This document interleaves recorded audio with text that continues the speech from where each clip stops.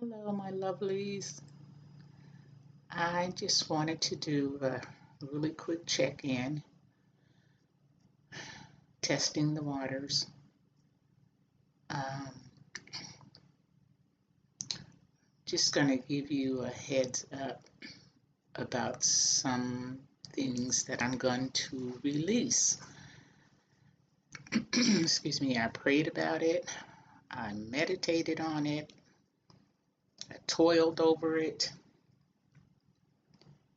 and since I am on a mission to slay demons and out bad behavior and put narcissistic abusers and narcissists and psychopaths and sociopaths uh, paths on notice, I am going to start showing evidence. And I think the first piece of evidence or pieces of evidence is really personal, but all of it's personal. Um, Pictures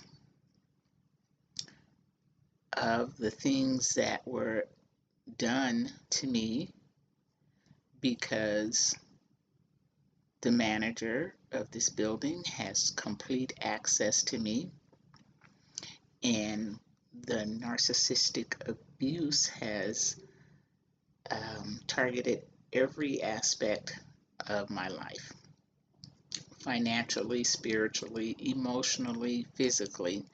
So the evidence, um, as far as some things that occurred that affected me physically,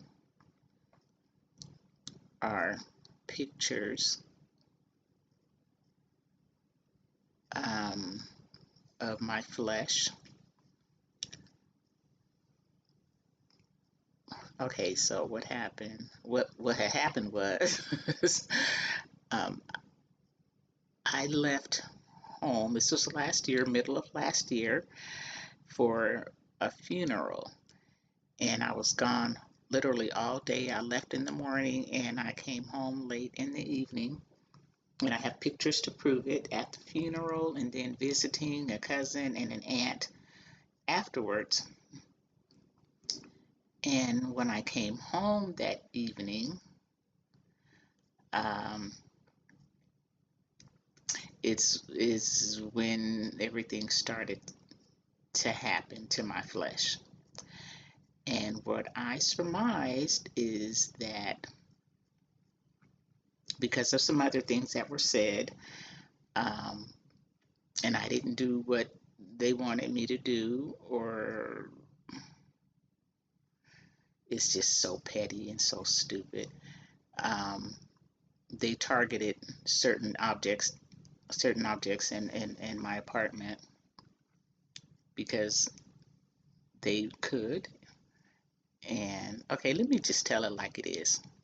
Okay, so because narcissists want to control you, everything about you, and dominate you, um, what this individual would do is to make you feel violated, uh, is came into my unit when I wasn't here uh, for an inspection, which she would not have done if I was home. So she made it her business to come in when I wasn't here, and which she knows I do not, you know, like. I want to be here when folks come into my residence. So she made it her business to do that, which of course made her feel powerful and godlike and me victimized. And excuse me, at the time, I had several appliances out on the kitchen counter and several items on my bathroom counter to make it easier to reach. And what she did was, because she stalks me, like, she outside of the unit, probably inside too, she probably's got hidden cameras or something like that. We'll find that out eventually though. Um, she wants to make it known that she's trying to control me or dominating me or victimizing me. So she'll put things in the newsletter. So what she put in the newsletter was, which is none of her business how you organize your home, was clear off your counters, put your things away. It's none of your business what I have on my counter in the bathroom, my skin products, my hair products, and it's none of your business what I have on my kitchen counter, my electric tea kettle, my what was there at the time, my crock pot, maybe even the rice cooker or whatever. Toaster stays out. Uh, and so this is just another form of bullying and intimidation. And I don't know if she thought I was going to do it or not, but it's just the whole point of it all, just sick because remember they're mentally deranged. Really, this individual really is. Um, and I'm not exaggerating when I say she's a malignant, narcissistic, psychopathic sociopath. Been here long enough and have learned so much recently all of the characteristics of those mental defects is what this individual um, embodies. So when I was away, and the individual has total access to my unit and to all of my personal business, social security number, bank account information, my signature. That's a whole nother story. We'll talk about that later. All the things that they've been able to do, which will all come out eventually. Um, it is sick. It is so sick. Um, so that night, when I got home and I lied on the couch for a while and to watch TV, I just didn't want to go get in my bed. I slept on the couch. And the next morning, I went ahead and got in bed. Um, but when I woke up, I noticed that I was itching. And there it was. Uh, and the pictures that I have show. So I'm positive my intuition and with the proof of all the demonic and sick and perverted sadistic things that this individual has done to me already. It was a no-brainer. It's like I get punished for breathing, so I get punished for, you know, leaving things out. I'll show her. I can just hear her speaking. Oh, she wants to leave her products out. So here's my opportunity, is what I'm hearing her say. She came prepared, I'm sure. Uh, it, Keep in mind that she stalks me. She sees when I come and go, and she knows when I leave my unit, and a whole bunch of other stuff. Um, and this is just part of what they do as a narcissist. Uh, and so, my shampoo, my body lotions, my hair creams, um, everything. Something was put in everything and on everything, and it started that same day, the next morning, um, and the effects of what it did to my skin and to my hair and my scalp.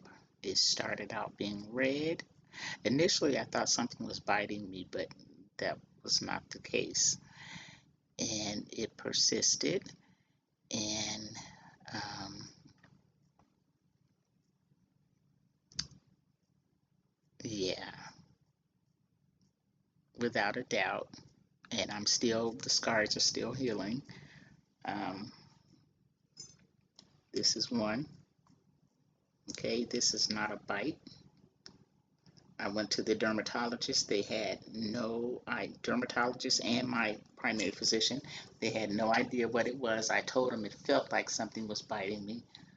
Um, some are healing, but they were all over.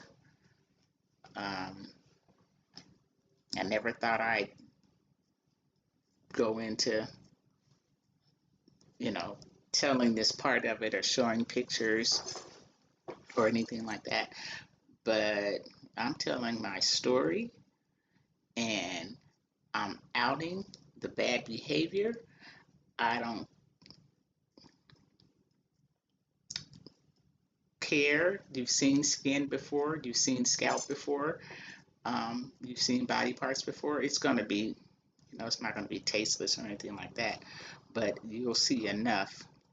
And what's so crazy is because I'm such an enigma to this individual and they've dug so far into me in my life, to figure me out. Um, what's funny is when I look at I call them anomalies on my skin, uh, because still don't know exactly what it is or what caused it. Um, but I know it was something that was put in the products for my skin and hair. And what's strange is the ones on my back. When I looked at the pictures early on, I could almost trace out a question mark. Bizarre. Could almost trace out a question mark on my back. And that reminded me, it sounds weird, but I'm going to give you an example of somebody else. I was looking at a picture or an article a few years ago about a guy who was bitten by a black widow or brown recluse spider. And he was in the hospital and he was bitten on his hand. And there were pictures showing, daily pictures over a 10-day period showing the development of um, the damage that this spider bite caused on his hand. And it was grotesque. And so each day his hand got a little yuckier and a little more swollen. And at some point on one of the pictures, the wound looked, it was in the shape of a spider. It was mind blowing. I wished I had it. It's probably been taken down years ago. Um, but the wound on his hand was literally in the shape of a spider. They got the head part and the body part, and then, 4 legs here and 4 legs there. Dude had the shape of the spider on his hand from the spider bite. Crazy. So when I saw you could trace out these marks on my back like a question mark, I thought, that is so fitting. Just like a video that I did a couple of weeks ago, I think it's been, and I was talking about what it has felt like being here and in this situation and being like imprisoned in your own home. And as I was telling the story, I didn't have my face on camera. I had the video aimed outside at my balcony and at the trees. And as I'm looking through the viewfinder, the camera, talking, I realize the camera's like on the bars of the balcony, and it looked like prison bars. Maybe it's me, I'm creative, and I, you know, an artistic thinker. I can look at clouds or, you know, a wool rug and find designs in it and see, just part of being an artist. I don't know, or an artistic brain or creative, I should say. Um, but so things come to mind easily, and then being really intuitive as well, I think plays into it. Um, I don't know how. I don't even know if that really fits into the picture, but that's part of who I am, and I'm sure it all plays a part together. But yeah, so talking about feeling imprisoned in your own home, um, and the being an enigma, or this individual can't figure out whatever it is they're trying to figure out about me, and to see some of the results of just one of the many things that this individual, diabolical, oh my God, diabolical, demonic, it's all kind of demonic spirits behind narcissists. um, they have no conscience, they have no morals, they have no ethical boundaries, nothing, just an empty shell filled with demons and chaos. And I always say, look it up. Look up malignant female narcissist. It's a short 10-minute video, and there's a face of this woman looking all crazy. That's the one. That's a short 10-minute video that caught my attention. That if you find that one, click on it. You can click on any of them. Um, but it describes this individual to the letter. But yeah, the whole question mark thing, I'm like, that's what I can see. So I don't know if I'll be able to show that, because it'll show my entire back, and I'll probably just show the pictures that show my upper back, where you can see these things turned into like craters. A couple of them turned into craters, and they burn like acid.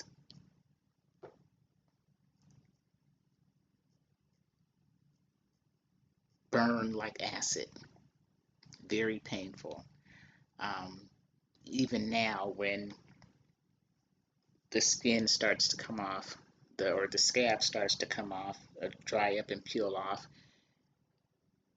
it burns like acid. So between, well, let me leave that. I'll leave that part alone. But yeah, diabolical stuff, a diabolical individual, victimization.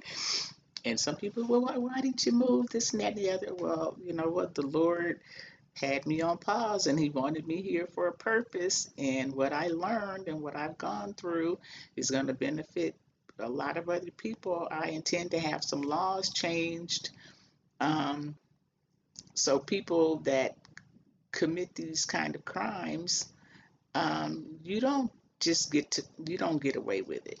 You don't get away with it. You will be held accountable publicly, legally, and spiritually.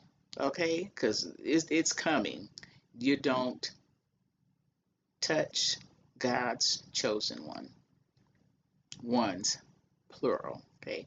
Didn't know I was one of them, but I have learned so much about who I am, what my purpose is, and the knowledge and information that the Lord has been dropping on me lately. My mind is blown. My mind is blown. But it's real, it's true, and it's happening, and it's who I am, and I have a job to do, and it's global. People need help. I am a humanitarian, is the word I just started using today as I was writing things down, um, and journaling. But I've just been an angelic individual to everybody that crosses my path all my life. And we'll talk more. But yeah, I just wanted to open up about the narcissistic abuse. And this is leading to something greater. And it's going to benefit a lot of people. And with what I'm doing with this information and the projects and also the creativity that the Lord has been, you know, opening up my mind to, on top of the natural creativity I already had. um, I know it's nothing but the Lord that's just giving me all these different ideas and all this, just a bunch of stuff that I'm being flooded with. So I got projects coming out of my ears, and it's it would not have happened this way if I had not been in this situation, and if I had not endured all the things that I've dealt with being here, and would not have learned all the things that I've learned. Uh, even learning about uh, narcissists in detail, I realized several family members are narcissists, and the things that they did to me was narcissistic abuse. Um, so just a lot of mind blowing awakening, because it's been a huge spiritual awakening, uh, going going through this. And that's the other thing that I strongly believe would not necessarily would have happened had I not been here, because it took a long time for me to realize what was going on. I was blind to what this chick was doing. I mean, I knew I was being punished for being, for breathing, and for not uh, acquiescing to this individual and not giving her what she wants and doing what she said and what, um, but it didn't kick in until, months. It hasn't even been a year that the light bulb went on, and it's because of this situation that this whole spiritual awakening uh, thing was ignited. So if I had not been here and gone through what I've gone through, who knows how long it would have taken for me to have this spiritual awakening and be able to share it with all of you and talk about, what's coming and how the Lord is moving things along with the new earth, and how so many other people are having this spiritual awakening, and all the things that I've dealt with, throughout this process, and the things that I was confused about, and the things that were happening to me, like, the synchronicity with angel numbers, and, you know, um, this whole theory with, about low vibrational people and high vibrational people, and certain things that would happen when, as I learned that they happen to the chosen ones. And not to say you're, more special than anyone else, but the Lord has chosen, you know, a group of people that He is sending out to on this mission, um, for this new earth and this whole spiritual awakening, because people have been guiding me based on their experiences, and I've been learning from other people that are ahead of me in this race. And so the Lord, told me to use my voice, and this is what I'm supposed to be doing. And as I take you along in the passenger seat, for a ride in Charlotte's Big Adventures, which is what I'm calling it, I'm going to tell you everything that I've learned and everything that I've experienced in hopes that it will help you. Because when you start seeing what they call angel numbers, you'll probably do like I did. I started telling my sister, every time I look around, I'm seeing 333 or 222 or 444. What is that about? Um, Everywhere on a receipt, on a building address, on signs, on the clock, um, on receipts, if I didn't say that already. Um, and it catches your attention. And then you start to wonder, what is this about? Or certain ringing in my ear that had nothing to do with medical or hearing frequencies um, and it's information about that as well. This is the spiritual meaning of this ringing in your ear. So it's deep and it's been a mind-blowing experience for me. And you need to be guided. You need to share. So I say, if you have a story, share it. You can only help someone else. Um, and hopefully it'll unburden you, um, maybe as being victimized or taking your power back or showing that you are a survivor and not a victim. So there are a lot of benefits to sharing your story. Um, and I think it falls under the category of each one teach one. So, and I've learned that that's part of my mission as well, being a teacher to, you know, and I'm a lifelong student. So if you got something to teach me, bring it. Let me hear your stories. Let the world hear your stories, uh, and let's help one another along, and let's teach one another. And you're never too young or never too old. Um, so with that, I'm going to sign off for now, and I'm glad I got to chime in. And I never know where the conversation is going to go, but I'm glad we had this time together. So I don't know if I'm going to do this all the time, but what I'm going to say is what I've said before. You know what to do if you see a narcissist coming your way, right? Run! Run! I tell you, run! Okay, must be after 9 or 10 because I get silly. But victory is mine. Victory is mine. I tell you, victory is mine. I love you. Be good to yourselves. Be good to one another. We'll talk soon.